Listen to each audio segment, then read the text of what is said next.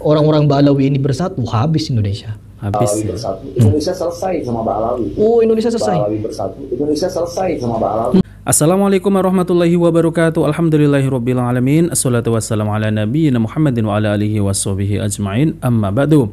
Teman-teman yang dimuliakan oleh Allah Subhanahu wa taala, kita bertemu kembali di channel Cahaya Hidayah. Nah, teman-teman, jadi kali ini saya akan membagikan video yaitu tentang terkait perkataan dari Oknum Habib, yang dimana Oknum Habib ini mengatakan bahwasanya jika Habib-Habib yang ada di Indonesia ini bersatu, karena jumlahnya yang tercatat itu ada 4 juta, pasti habis Indonesia itu ya teman-teman. Jadi maksudnya apa ya teman-teman? Maksudnya apakah ya orang tersebut itu ya, Oknum Habib itu ingin sweeping gitu ya? Apa ingin melawan orang-orang Indonesia ini ya, yang dinamakan ataupun disebut asli pribumi? Semestinya saya nggak suka ya perkataan-perkataan itu adalah seperti perkataan yang rasis. Namun ya teman-teman ya, Oknum Habib ini seakan-akan itu menantang ya. Karena apa? Karena sudah nggak laku lagi. Jadi dongeng-dongeng khurafatnya itu ya, banyak kaum muslimin itu sudah mulai sadar bahwasanya apa yang mereka sampaikan itu adalah khurafat, bukan karomah.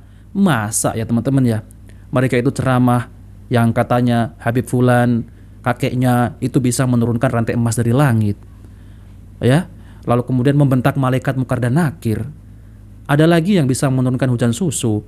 Yang paling parah lagi itu Mi'raj bertemu dengan Allah, yaitu dalam sehari ya teman-teman ya, yaitu dalam sehari itu 70 kali teman-teman itu bertemu dengan Allah, yaitu Faqih Muqaddam, yang dimana Faqih Muqaddam ini adalah waliullah ya, walinya para habib gitu ya teman-teman. Ini kan konyol ya teman-teman. Lalu mereka ini dikatakan itu bukan karomah tapi khurafat, marah, nggak terima, malah mau yaitu sweeping. Ya kan lucu ya teman-teman ya. Jadi mereka itu memaksakan ya, ketika berceramah itu memaksakan kalau apa yang disampaikan oleh mereka itu adalah karomah. Jadi kita sebagai muslimin itu ya, itu dipaksa untuk percaya ya, yaitu dengan omongan-omongan bohong mereka. Nah, oke teman-teman, kita langsung saja mari kita simak videonya. Ba'alawi yang tercatat itu kan kurang lebih 4 juta ya kalau masalah Indonesia. Oh, Ba'alawi di Indonesia itu teman-teman yang tercatat ada 4 juta. Jadi ada 4 juta habaib di Indonesia teman-teman yang tercatat oleh Ba'alawi. Belum lagi yang tidak tercatat. Coba lanjut. Itu yang tidak tercatat lebih banyak deh. Oh, yang tak tercatat. Iya, iya betul katanya ya. Si Habib membetulkan teman-teman, kalau di Indonesia itu yang tercatat ada 4 juta, sedangkan yang tidak tercatat lebih. Kemungkinan lebih dari 4 juta. Kira-kira mau ngapain 4 juta ini? Kira-kira mau ngapain? Maluku dari Papua. Dengar baik-baik. Oh, dengar baik-baik katanya. Dengar baik-baik teman-teman. Coba kita dengar baik-baik. Kira-kira apa katanya? 4 juta. Kalau semua nih Ba'alawi Semua. satu. Yang bilang semua teman-teman. Yang bilang semua sampai ngembang pipinya semua. Sampai muncrat ya. Kalau semua orang-orang Ba'alawi ini bersatu, habis Indonesia. Habis Ba'alawi ya. bersatu, Indonesia selesai sama Ba'alawi. Oh, Indonesia selesai. Ba'alawi bersatu, Indonesia selesai sama Ba'alawi. Ulang lagi. Jadi selesai Ba'alawi apa bersatu, ya? Indonesia selesai sama Ba'alawi. Selesai bagaimana maksudnya? Kalau Ba'alawi bersatu nih, seluruh Ba'alawi di Indonesia bersatu 4 juta umat, taruhlah 5 juta sama yang tidak terhitung. Kira-kira yang akan selesai di Indonesia itu apa? Saya tanya kepada Anda, terutama selesai kepada apanya? para habaib ini. Kira-kira kalau kalian bersatu, apa yang akan selesai di Indonesia? Apa yang akan terjadi di Indonesia? Kira-kira kalian ini mau bersatu kemana? Mau ngapain? Tujuannya ya? untuk apa? Lalu yang akan diselesaikan perkara apa? Yang akan selesai ini apa kira-kira? Kok saya enak jidat? Misalkan para habib di Indonesia ini yang tercatat ataupun yang tidak tercatat bersatu, maka selesai Indonesia. Mau diselesaikan bagaimana? Mau perang atau mau apa? perang. Mau apa kira-kira? Kok bisa segitunya? Kok bisa keluar kalimat-kalimat yang sedemikian rupa? Apabila kami bersatu selesai Indonesia. Selesai bagaimana maksudnya? 4 juta loh. Hanya 4 juta. Suruh kumpul di Monas ya sama Habib Rizik Syihab. Itu katanya dulu tercatat ada sekitar 7 juta yang ikut demo. Ya kurang lebih sebegitulah, semonas itulah. Kira-kira mau menyelesaikan Indonesia bagaimana? Mau di sweeping gitu Indonesia ini sama kalian? Atau mau gimana maksudnya? Ya Allah, ngeri. Iya teman-teman ya, jadi mereka itu maksudnya apa ya? Yang 4 juta itu yang tercatat, dan yang tidak tercatat itu malah lebih banyak lagi teman-teman. Jadi maksudnya itu apa? Mereka itu ingin ya menggulingkan pemerintah kejauhan ya teman-teman ya, atau mereka itu ingin ya melawan orang-orang pribumi Jadi saya itu semestinya nggak membedakan ya orang-orang ya yang disebut pribumi. Jadi kita sesama kaum muslimin ya kita bersaudara. Tapi mereka inilah yang rasis ya teman-teman ya. Seakan-akan mereka itu adalah yang paling tinggi derajatnya ya di sisi Allah Subhanahu wa taala, yang paling mulia gitu ya. Jadi orang-orang yang di luar kelompok mereka, maksudnya adalah bukan keturunan Nabi, itu hina gitu ya. Itu jadi budaknya gitu ya. Contoh banyak yang mereka itu selalu mengatakan bahwasanya ini untuk Nabi. Jadi memaksa kalau mereka itu minta-minta sedekah itu memaksa. Bukan itu saja ya teman-teman ya. Bahkan meminta istri. Jadi seakan-akan orang-orang ya kaum muslimin yang bukan zuriat Nabi itu direndahkan gitu ya. Jadi mereka itu ingin dimuliakan, ingin dilayani gitu. Nah, lalu mereka itu maunya apa ya? Lawang dakwahnya saja seperti itu, isinya khurafat. Oke, mari teman-teman ya, kita simak video khurafat ya. Mari kita simak videonya. Kalimat Sayyidina Syekh Abu Bakar bin Salim. Nah, dengarkan ya. Atau kalimat aulia di zamannya. Ketika mulai beliau ada, malaikat pencatat amal kejelekan diliburkan oleh Allah Subhanahu wa taala. Ini haknya Allah. Kalau dikatakan apakah mungkin? Mungkin. Apa yang enggak bisa? Apa yang enggak mungkin bagi Allah Subhanahu wa taala? Kalau ini sangat luar biasa teman-teman. Dia menyatakan apakah mungkin, ini adalah haknya Allah Subhanahu wa taala. Nah, jika pola pikir dari Habib ini seperti ini kacau sekali teman-teman. Kita sudah terangkan tadi di awal, panduan kita hidup dalam beragama ini adalah Al-Qur'an dan hadis. Tapi jika di dalam pola pikir kita, akidah kita menyatakan apakah mungkin Allah melakukan hal demikian, dia menjawab mungkin. Sama halnya dengan akidahnya orang-orang Nasrani. Mereka menyatakan bahwa Nabi Isa alaihissalam itu atau Yesus adalah anak Allah. Nah, ketika kita mendebatnya dengan kita ucapkan, kita bawakan dalil kepada mereka, lalu mereka menyatakan bahwa apakah yang tidak mungkin yang dilakukan oleh Allah? Allah bisa saja beranak.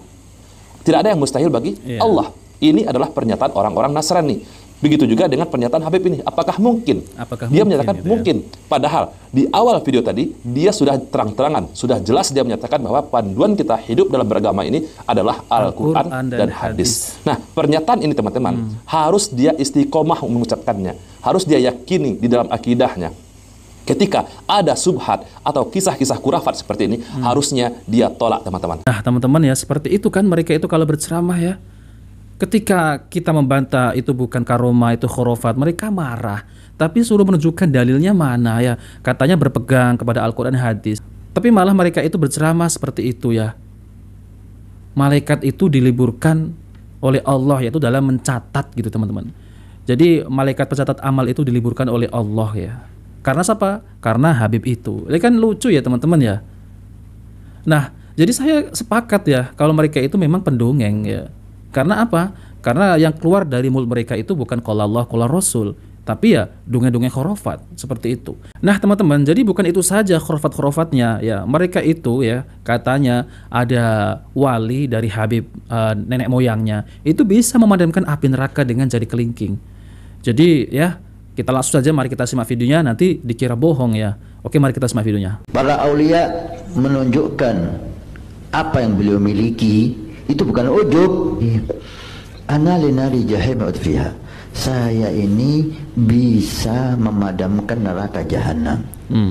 Itu dengan jari kelingking itu nggak saya dengar. Jari kelingking ya. Yang ada, yang kita dengar, saya bisa memadamkan neraka jahanam.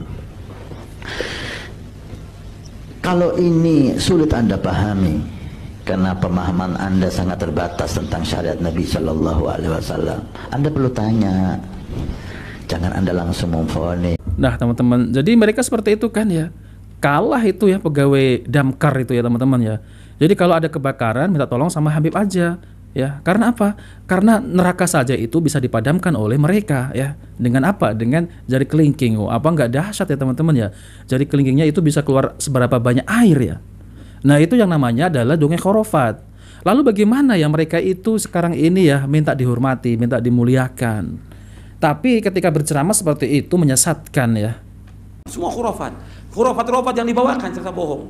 Ada lagi orang mengatakan saya mendapatkan syafaat, kegembiraan karena wali fulan itu yang dikubur dia datang kepada saya.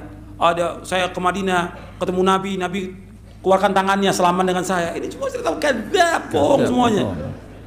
Jangan dengar yang gini-gini, gak ada manfaatnya. Kemarin disebarkan di YouTube ada cahaya dari kubur Nabi. Bohong, kadzab. Sekarang kalau ada cahaya, apa manfaatnya? Ada yang baru dalam agama? Agama sudah sempurna. Yang membawa manusia ke surga sudah selesai. Nabi sudah jelaskan. Ini kan orang-orang yang memang dari ahlul bidah, nggak punya dalil. Dalilnya cahaya, ini, itu, semua seperti tadi ilmu laduni. Bukan dalil Quran. Kita dalam agama dalil Quran dan Sunnah, itu yang kita pegang. Jangan cerita, jangan dongeng. Itu semuanya akan menyesatkan kita dari jalan Allah, semuanya itu. Nah, teman-teman yang dimuliakan oleh Allah SWT, jadi itulah ya penjelasan dari Ustadz Yazid bin Abdul Qadir Jawas rahimahullah, yang dimana ya beliau ini menjelaskan ya, mengajak kaum muslimin itu untuk kembali kepada Al-Quran dan hadis Nabi SAW. Jika kita berpegang keduanya itu, kita tidak akan bisa tersesat ya. Maupun orang itu mengaku cucu Nabi, maupun ada setan ya, teman-teman, iblis ya, yang mengatakan demikian ya, ente sudah menjadi wali, jadi ente gugur, yaitu kewajiban ente dalam bersolat gitu ya, sholat 5 waktu. Kalau kita berpegang teguh kepada Al-Quran dan hadis Nabi SAW, kita ini tidak akan bisa disesatkan ya. Nah seperti itu ya teman-teman. Jadi kan sekarang ini ya pengajian Habib-Habib Ba'alawi ini ya sudah mulai sepi ya. Karena apa? Ya karena jamaah ini sudah mulai sadar ya, Allah kasih hidayah, ternyata mereka itu ya hanya bisa dongeng ya, mereka tidak mampu untuk yaitu menghadirkan dalil dari Al-Quran maupun hadis Nabi SAW, hanya dongeng khurafat. Nah oke teman-teman, jika video ini bermanfaat jangan lupa like dan subscribe di channel Cahaya Hidayah. Wabillahi taufiq wal hidayah. Wassalamualaikum warahmatullahi wabarakatuh.